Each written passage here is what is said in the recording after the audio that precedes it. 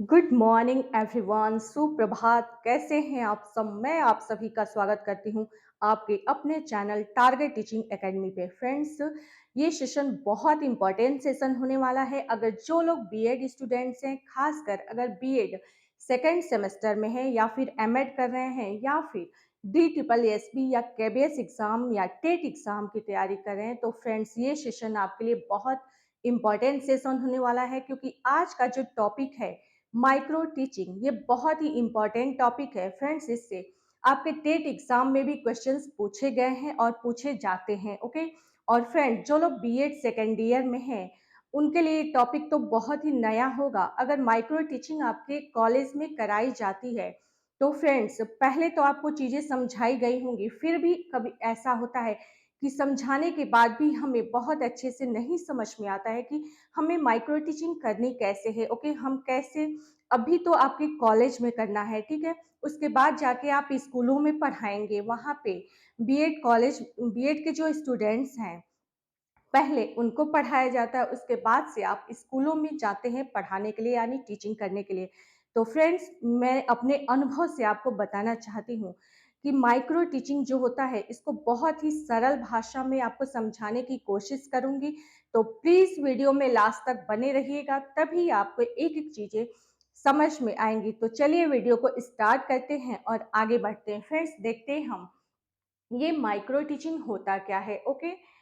सबसे पहले ये है माइक्रो टीचिंग, ठीक है, सूक्ष्म शिक्षण। फ्रेंड्स, सूक्ष्म शिक्षण के सबसे पहले तो हमें ये जानना है कि माइक्रो टीचिंग क्या है, इसकी क्या हिस्ट्री रही है। कुछ इंपॉर्टेंट जो पॉइंट है उनको हम लोग जानेंगे, जो कि एग्जाम की दृष्टि से बेहद महत्वपूर्ण है। उसके बाद से फ्रेंड्स, उसकी जो चक्र क्या होते हैं, साइकिल क्या होता है, ओके, इन सब चीज़ों को हम देखेंगे। और उसके बाद से सबसे जो इम्पोर्टेंट चीज़ है, जैसे जब आप माइक्रो टीचिंग करते हैं तो आपको सबसे पहले लेसन प्लान बनाना होता है, उसके हिसाब से आपको पढ़ाना होता है। तो इन सारी चीज़ों को हम लोग एक एक करके समझेंगे। फ्रेंड्स, उसके बाद से हमें बोर्ड के पास कैसे खड़ा होना चाहिए, हमें डस्टर किन हाथों में लेना चाहिए, चौक किन हाथों में लेना चाहिए, इनका इस्तेमाल कैसे करना चाहिए, ये सारी चीज़ें देखने में तो बहुत छोटी लगेंगी सुनने में, बट सारी चीज़ें बहुत इंपॉर्टेंट है। इन्हीं सब का आपको ख्याल रखना चाहिए, ठीक है, और रखना पड़ता भी है। और फ्रेंड्स, जो लोग बोर्ड की राइटिंग जो होती है, उसी पे हमें बहुत अच्छा नंबर मिलता है। तो खासकर अगर हमारी सारी चीज़ें अच्छी हों और बोर्ड की राइटिंग ही अच्छी ना हो और स्टूडेंट्स को समझ ना आए, तो सब बेकार है। तो खासकर आपको बोर्ड की राइटिंग पे विशेष ध्यान देना है और इंट्रोडक्शन पे आपको खासकर ध्यान देना है। तो चलिए वीडियो को स्टार्ट करते हैं। फ्रेंड्स, सबसे पहले हम समझते हैं ये जो हमारा सूक्ष्म शिक्षण है, ये क्या है। ओके। और फ्रेंड्स, सूक्ष्म शिक्षण एक तकनीक है। ओके, इसका सबसे पहले जो इस्तेमाल हुआ था वो मेडिसिन के क्षेत्र में इस्तेमाल हुआ था, माइक्रो टीचिंग का। ओके। और उसके बाद से हमारे टीचिंग में इस्तेमाल किया जा रहा है माइक्रो टीचिंग, यानी सूक्ष्म शिक्षण तकनीक का, ठीक है। फ्रेंड्स, सूक्ष्म शिक्षण एक तकनीक है जिसका इस्तेमाल छात्र अध्यापकों में कौशल के विकास के लिए किया जाता है। ओके। ये छात्र अध्यापक कौन होते हैं?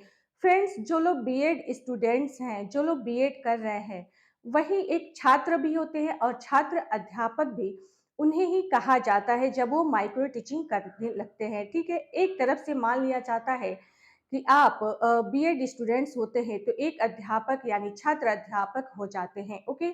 और फ्रेंड्स, इसके बाद से हम समझते हैं चीजों को। ये जो सेकेंड पॉइंट है, सूक्ष्म शिक्षण एक ऐसी प्रक्रिया है जिसे कम समय में कम शिक्षण क्रियाओं के साथ कम छात्रों वाली कक्षा में पूर्ण किया जाता है, ठीक है।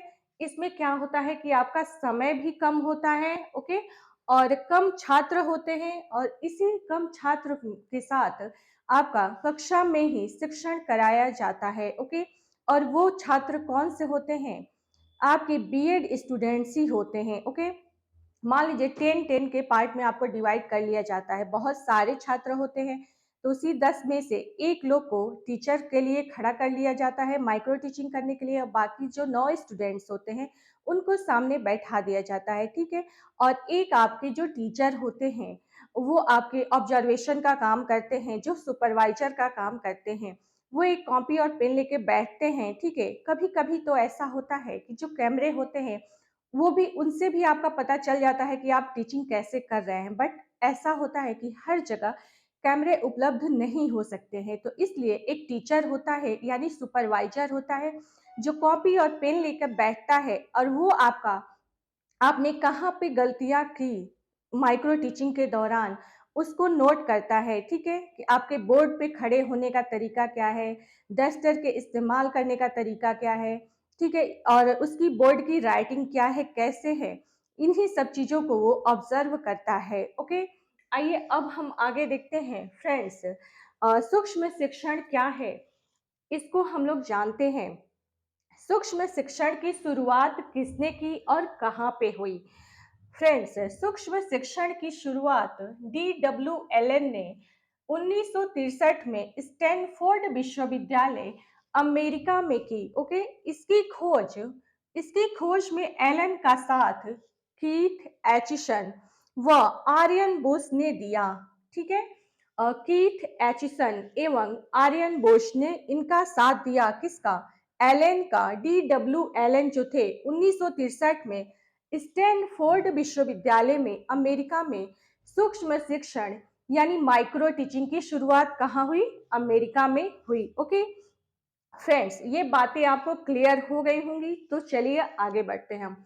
भारत में इसकी शुरुआत, फ्रेंड्स, ये क्वेश्चंस भी आपसे पूछ सकता है कि अमेरिका में तो आपको पता चल गया कि कहाँ पे इसकी माइक्रो टीचिंग की शुरुआत एलन ने की और अमेरिका में की, ठीक है, स्टैनफोर्ड विश्वविद्यालय में।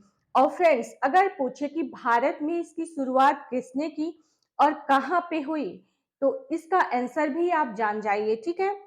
भारत में इसकी शुरुआत DD तिवारी ने 1967 में इलाहाबाद में, ठीक है फ्रेंड्स, इलाहाबाद जो कि अब प्रयागराज के नाम से जाना जाता है, 1967 में गवर्नमेंट सेंट्रल पेडगॉजिकल इंस्टीट्यूट प्रयागराज से की, ठीक है। और किसने की? DD तिवारी ने 1967 में की थी, ओके। और फ्रेंड्स, कुछ इंपॉर्टेंट जो पॉइंट है आप चाहे तो उसको नोट कर सकते हैं। पहला पॉइंट है, स्टैनफोर्ड विश्वविद्यालय ने 14 सूक्ष्म शिक्षण कौशल दिए हैं, ओके। स्टैनफोर्ड विश्वविद्यालय ने 14 सूक्ष्म शिक्षण कौशल दिए हैं। फ्रेंड्स, इसको बहुत डिटेल से पढ़ने की आवश्यकता नहीं है, बस इतना आपको जानना जरूरी है कि इसने कितने दिए हैं, 14 दिए हैं, ओके, स्टैनफोर्ड विश्वविद्यालय ने। और नेक्स्ट है आपका पॉइंट, एलेन तथा रायन ने 14 सूक्ष्म शिक्षण कौशल दिए हैं, ठीक है। रायन ने भी, एलेन और रायन ने भी 14 सूक्ष्म शिक्षण कौशल दिए हैं। थर्ड पॉइंट आ जाते हैं हम, बीके पासी ने, फ्रेंड्स, बीके पासी ने 13 सूक्ष्म शिक्षण कौशल दिए हैं। बीके पासी ने 13 सूक्ष्म शिक्षण कौशल दिए हैं, ओके। और फ्रेंड्स, आइए इसके बाद से हम चलते हैं। देखिए, इसमें सबसे पहला है आपका, ये क्या है? सूक्ष्म शिक्षण क्या है? यह एक लघुकालीन शिक्षण प्रक्रिया है। सूक्ष्म शिक्षण एक लघुकालीन शिक्षण प्रक्रिया है, ठीक है। फ्रेंड्स, लघुकालीन यानी सूक्ष्म शिक्षण जो होता है वो आपका 36 यानी 36 मिनट का ही होता है। इसी में आपको माइक्रो टीचिंग का पूरा प्रोसेस कराया जाता है कि कैसे आपको प्लान बना के करनी है, ठीक है। उसी में ऑब्जर्वेशन भी आपका होता है, उसमें आपको फीडबैक भी दिया जाता है, ये सारी चीजें। फिर रीटीचिंग कैसे होती है, फिर फीडबैक कैसे मिलता है, ये सारे जो आपके साइकिल हैं वो आपके 36 मिनट के होते हैं, ओके। इसे ही हम एक लघुकालीन शिक्षण कहते हैं, माइक्रो टीचिंग को। इनके जनक, माइक्रो टीचिंग के जनक कौन है? DW एलन है। प्रथम सोपान, फ्रेंड्स, ये भी क्वेश्चन बनता है कि सूक्ष्म शिक्षण का प्रथम सोपान क्या है, तो योजना बनाना इसका प्रथम सोपान है सूक्ष्म शिक्षण का, ओके। और अंतिम सोपान जो होता है वो क्या है? फीडबैक है, ठीक है। अंतिम सोपान आपका क्या है? फीडबैक है, कि आपने कैसा पढ़ाया ओके, ये सारी चीजें आपके सुपरवाइजर द्वारा आपको प्राप्त होती हैं, उन्हीं से पता चलता है कि आपका फीडबैक क्या रहा। ओके फ्रेंड्स, आइए अब हम देखते हैं कि देखिए यहाँ पे कुछ परिभाषाएं हैं एलन द्वारा, जो परिभाषाएं दी गई हैं कि आपको साफ साफ दिख रहा होगा। ठीक है, देखिए micro teaching is the scale down teaching in counter in class size and time. ठीक है, ये माइक्रो टीचिंग जो होती है वो स्केल डाउन टीचिंग है। ओके फ्रेंड्स, इसमें आपका क्लास का साइज निर्धारित होता है, टाइम भी निर्धारित होता है और स्टूडेंट्स भी आपके बहुत कम होते हैं, 10 होते हैं। ठीक है, ऐसे आपका करके डिवाइड होता है। तो माइक्रो टीचिंग क्या है? एक स्केल डाउन टीचिंग है। ठीक है, एक लघुकालीन शिक्षण प्रक्रिया है। और ये किसने दिया है ये परिभाषा? डीडब्ल्यू एलन द्वारा ये परिभाषा दिया हुआ है। फ्रेंड्स, इसी को हम समझते हैं कि ये क्या है। देखिए इसमें आपका क्या है, सूक्ष्म शिक्षण से तात्पर्य शिक्षण की उस लघु क्रिया से है जिसे कम विद्यार्थियों वाली कक्षा में कम समय में पूरा कराया जाता है। ओके, ये जो कम समय है, देखिए इसमें आपका क्या है फ्रेंड्स, चलिए आगे देखते हैं हम। 5 से 10 मिनट का समय। ओके, इसमें 5 से 10 मिनट का समय दिया जाता है। 5 से 10 छात्र होते हैं।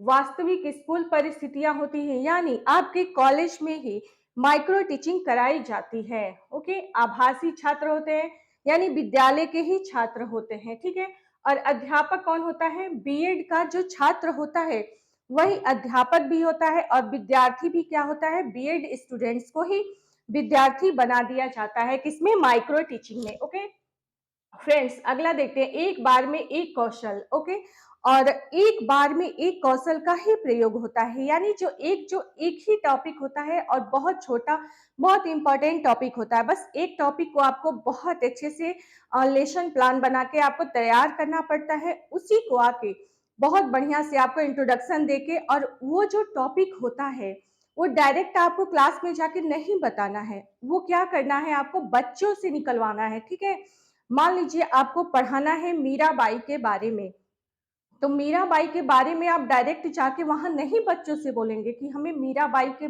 बच्चों आज हम लोग मीराबाई के बारे में पढ़ेंगे, ऐसा नहीं कहना है। ठीक है, अब वहां जाके क्या कहेंगे कि अच्छा बच्चों, आप लोगों ने हिंदी पढ़ा है, हिंदी में कविताएं पढ़ी हैं। ठीक है, और कविताएं, अच्छा ये बताइए जो वहां पे कृष्ण के कौन कौन से भक्त हुए हैं, तो आप उसमें से बच्चे कहेंगे ही। ठीक है, राधा, मीराबाई वगैरह, कोई ना कोई तो कहेगा ही। ठीक है, और ऐसे करके बच्चों से निकलवाइए, और जब मीराबाई आ जाता है, मीराबाई की कविताएं, तो फ्रेंड्स तब जाके आप बताइए कि अच्छा बच्चों, आज का जो उप विषय है यानी प्रकरण है या टॉपिक है, वो आज क्या है? मीराबाई के बारे में हम लोग पढ़ेंगे।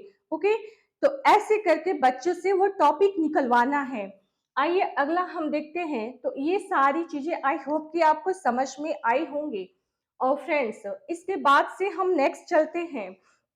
देखिए इसके बाद हम लोग देखते हैं सूक्ष्म शिक्षण का सोपान या चक्र। ओके, ये जो है सूक्ष्म शिक्षण का सोपान या चक्र। फ्रेंड्स, सूक्ष्म शिक्षण चक्र में कुल 6 पद होते हैं। कुल समय कितना होता है? 36 मिनट का होता है। ये एक साइकिल है, यानी चक्र पूरा। ठीक है, इसी को आपको समझना है, यही आपको माइक्रो टीचिंग का मेन है। ठीक है, ये जो चक्र है, देखिए इसमें क्या होता है, पहला आपका पाठ योजना। इसके लिए कोई मिनट निर्धारित नहीं है। पाठ योजना यानी लेसन प्लान जब आप बनाते हैं, इसके लिए कोई टाइम नहीं निर्धारित किया जाता है। ठीक है, इसके लिए ऐसे मान लीजिए कि आप 2 घंटे, 1 घंटे, 1.5 घंटे कुछ भी ले सकते हैं।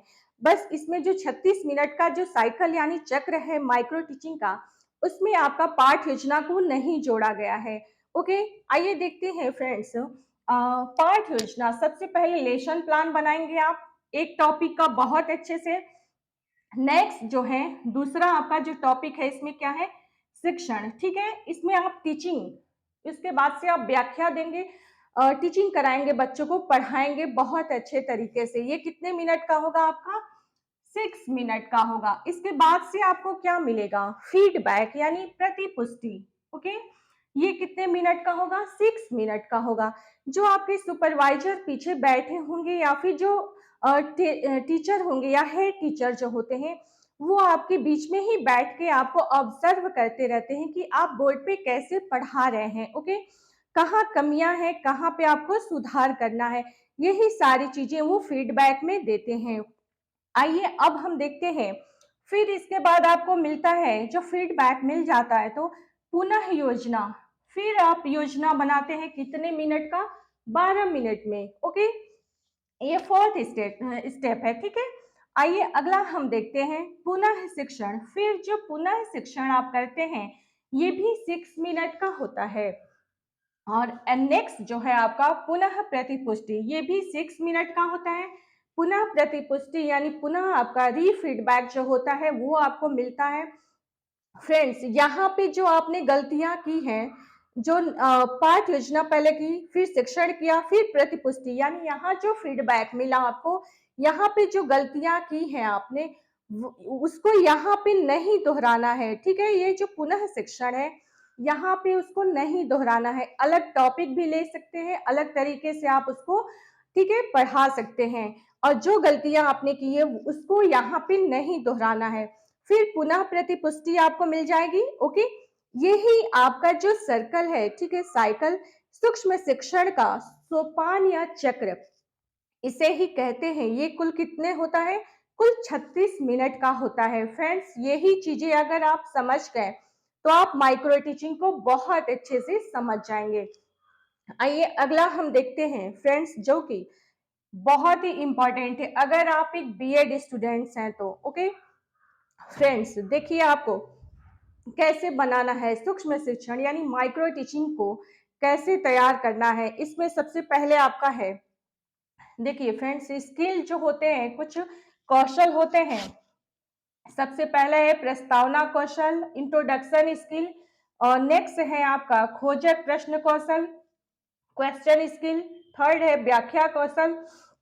फोर्थ है उद्दीपन परिवर्तन कौशल। फिफ्थ है दृष्टांत कौशल। सिक्स है पुनर्बलन कौशल। सेवंथ है श्यामपट कौशल, सहायक सामग्री के प्रयोग का कौशल। ओके सॉरी फ्रेंड्स, देखिए एक मिनट, ये जो है सूक्ष्म शिक्षण कौशल, ओके, प्रस्तावना कौशल, ये बहुत ही इंपॉर्टेंट है। जो कि आप इंट्रोडक्शन आपका सबसे प्रभावी क्या होना चाहिए वहां पे, जब आप माइक्रो टीचिंग करने जाते हैं तो सबसे ज्यादा इंपॉर्टेंट क्या होता है? आपका इंट्रोडक्शन। ठीक है, वहां पे आप कैसे इंट्रोडक्शन करेंगे? देखिए, बोर्ड के पास जाते हैं, वहां पे खड़े होने का तरीका क्या है? सबसे पहले आप लोग क्या डालेंगे? डेट डालेंगे। ठीक है, कौन सा डेट है, फिर कौन सा डे है, इन सारी चीजों को डालना है। विषय डालना है, उप विषय डाल के बस छोड़ दीजिएगा, वो टॉपिक का नाम नहीं डालना है आपको। ठीक है, बस उप विषय लिख के छोड़ देंगे। ये जो उप विषय है वो बच्चों से आप निकलवाइए। जो आज आपका टॉपिक है, पढ़ाना है, उसको ऐसे इंट्रोड्यूस करिए कि बच्चे खुद पे खुद बता दे। ठीक है, और उसके बाद से कहिए कि अच्छा बच्चों, आज हम लोग ये पढ़ेंगे, ऐसे। फिर उसके बाद से आप नेक्स्ट अगला आपकी जो वो है लेसन प्लान है, उसके हिसाब से उसको व्याख्या करिए। ठीक है, एक्सप्लेन करके बच्चों से बताइए। उसके बाद से आप क्या करेंगे? थर्ड जो है क्वेश्चन वाला, क्वेश्चन स्किल बहुत इंपॉर्टेंट है, क्योंकि इससे बच्चे एक्टिव रहेंगे। बीच बीच में आप उनसे क्वेश्चंस भी पूछा करिए। ठीक है, जब आप क्वेश्चंस पूछेंगे तो बच्चे अपने आप एक्टिव रहेंगे। और अगर बता भी देते हैं क्वेश्चंस का आंसर, तो आप क्या करेंगे? तुरंत बैठने के लिए नहीं कहेंगे, उनको क्या कहेंगे? अच्छा बच्चों, शाबाश, वेरी गुड, बहुत अच्छा, बहुत अच्छे तरीके से आपने बताया। ठीक है, उसके बाद से कहेंगे अच्छा, सिट डाउन प्लीज, बैठ जाइए। नेक्स्ट, फिर अगले, ऐसे ही अगले करके अगले बच्चे को उठा के फिर क्वेश्चंस पूछिए। ये पूछने के बाद फिर आप अपना क्या करने लगिए? फिर उसका उद्दीपन परिवर्तन कौशल का दृष्टांत कौशल आ जाएगा, फिर पढ़ाइए। पुनर्बलन कौशल है श्यामपट कौशल। ठीक है, और श्यामपट की राइटिंग यानी ब्लैक बोर्ड राइटिंग पे भी ध्यान दीजिएगा। ये सारी चीजें बहुत इंपॉर्टेंट है फ्रेंड्स। सहायक सामग्री के प्रयोग का कौशल, जब भी आप पढ़ाने जाइए तो बहुत ही रोचक तरीके से पढ़ाइए। ऐसे नहीं कि बच्चे ऊब जाए क्लास में। ठीक है, कि मारे यार बस मैम बोली जा रही है, बोली जाए, बताई जा रही है, ऐसा नहीं। ठीक है, अब शिक्षण सहायक सामग्री ले जाइए। वहाँ पे जिस टॉपिक को पढ़ाना है बहुत अच्छे से फिगर सहित वहाँ पे कविताएँ लिख के और उसको हाव-भाव के साथ बहुत अच्छे तरीके से आप पढ़ाइए कि बच्चे इंटरेस्टेड हो पढ़ने के लिए। और बीच-बीच में क्वेश्चन्स वगैरह भी पूछते रहिए, पुनर्बलन यानी बच्चों को बताते भी रहिए, ठीक है? फिर मिलते हैं हम अगले वीडियो में, तब तक के लिए धन्यवाद।